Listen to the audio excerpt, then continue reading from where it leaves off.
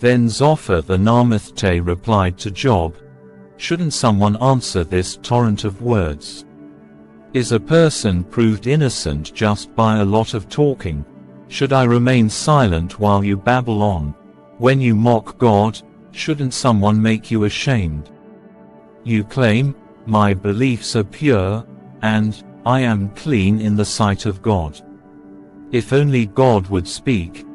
If only He would tell you what He thinks. If only He would tell you the secrets of wisdom, for true wisdom is not a simple matter. Listen, God is doubtless punishing you far less than you deserve. Can you solve the mysteries of God? Can you discover everything about the Almighty? Such knowledge is higher than the heavens. And who are you? It is deeper than the underworld. What do you know? It is broader than the earth and wider than the sea. If God comes and puts a person in prison or calls the court to order, who can stop Him? For He knows those who are false, and He takes note of all their sins. An empty-headed person won't become wise any more than a wild donkey can bear a human child. If only you would prepare your heart and lift up your hands to Him in prayer. Get rid of your sins, and leave all iniquity behind you. Then your face will brighten with innocence. You will be strong and free of fear.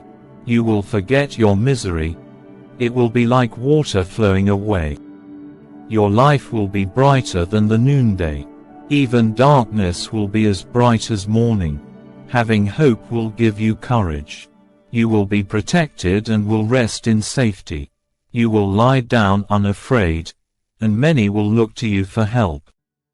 But the wicked will be blinded. They will have no escape. Their only hope is death. Then Job spoke again. You people really know everything, don't you? And when you die, wisdom will die with you. Well, I know a few things myself, and you're no better than I am. Who doesn't know these things you've been saying? Yet my friends laugh at me, for I call on God and expect an answer. I am a just and blameless man, yet they laugh at me. People who are at ease mock those in trouble. They give a push to people who are stumbling. But robbers are left in peace, and those who provoke God live in safety, though God keeps them in His power. Just ask the animals, and they will teach you. Ask the birds of the sky, and they will tell you. Speak to the earth, and it will instruct you. Let the fish in the sea speak to you. For they all know that my disaster has come from the hand of the Lord. For the life of every living thing is in His hand, and the breath of every human being. The ear tests the words it hears just as the mouth distinguishes between foods. Wisdom belongs to the aged, and understanding to the old. But true wisdom and power are found in God. Counsel and understanding are His. What He destroys cannot be rebuilt. When He puts someone in prison, there is no escape. If He holds back the rain, the earth becomes a desert. If He releases the waters, they flood the earth. Yes, strength and wisdom are His. Deceivers and deceived are both in His power. He leads counselors away, stripped of good judgment. Wise judges become fools. He removes the royal robe of kings. They are led away with ropes around their waist. He leads priests away, stripped of status. He overthrows those with long years in power.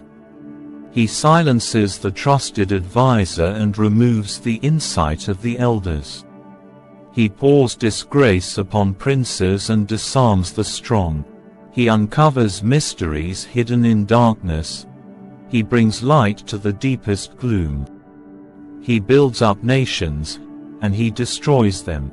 He expands nations, and He abandons them. He strips kings of understanding and leaves them wandering in a pathless wasteland. They grope in the darkness without a light. He makes them stagger like drunkards. Look, I have seen all this with my own eyes and heard it with my own ears, and now I understand. I know as much as you do. You are no better than I am.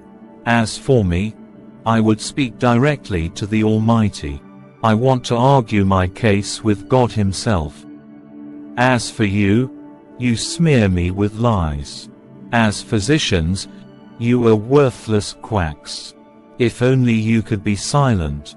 That's the wisest thing you could do. Listen to my charge. Pay attention to my arguments. Are you defending God with lies? Do you make your dishonest arguments for His sake?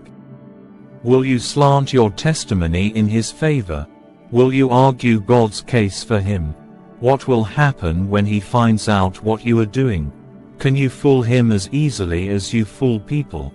No. You will be in trouble with Him if you secretly slant your testimony in His favor. Doesn't His majesty terrify you? Doesn't your fear of Him overwhelm you? Your platitudes are as valuable as ashes. Your defense is as fragile as a clay pot. Be silent now and leave me alone. Let me speak, and I will face the consequences. Why should I put myself in mortal danger and take my life in my own hands? God might kill me, but I have no other hope. I am going to argue my case with Him. But this is what will save me. I am not godless. If I were, I could not stand before Him. Listen closely to what I am about to say. Hear me out. I have prepared my case. I will be proved innocent. Who can argue with me over this? And if you prove me wrong, I will remain silent and die. O God, grant me these two things, and then I will be able to face you. Remove your heavy hand from me, and don't terrify me with your awesome presence. Now summon me, and I will answer. Or let me speak to you, and you reply. Tell me, what have I done wrong? Show me my rebellion and my sin. Why do you turn away from me? Why do you treat me as your enemy? Would you terrify a leaf blown by the wind? Would you chase dry straw? You write bitter accusations against me and bring up all the sins of my youth. You put my feet in stocks. You examine all my paths. You trace all my footprints. I waste away like rotting wood, like a moth-eaten coat. How frail is humanity, how short is life, how full of trouble. We blossom like a flower and then wither. Like a passing shadow, we quickly disappear. Must you keep an eye on such a frail creature and demand an accounting from me? Who can bring purity out of an impure person? No one. You have decided the length of our lives. You know how many months we will live, and we are not given a minute longer. So leave us alone and let us rest. We are like hired hands, so let us finish our work in peace. Even a tree has more hope. If it is cut down, it will sprout again and grow new branches. Though its roots have grown old in the earth and its stump decays, at the scent of water it will bud and sprout again like a new seedling. But when people die, their strength is gone.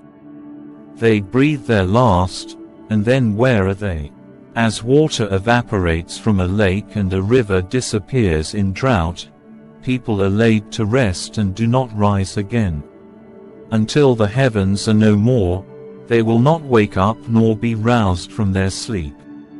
I wish you would hide me in the grave and forget me there until your anger has passed. But mark your calendar to think of me again. Can the dead live again?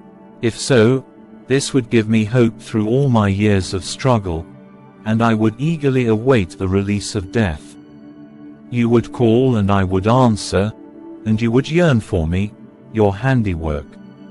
For then you would guard my steps, instead of watching for my sins. My sins would be sealed in a pouch, and you would cover my guilt. But instead, as mountains fall and crumble and as rocks fall from a cliff, as water wears away the stones and floods wash away the soil, so you destroy people's hope. You always overpower them, and they pass from the scene. You disfigure them in death and send them away. They never know if their children grow up in honor or sink to insignificance. They suffer painfully. Their life is full of trouble.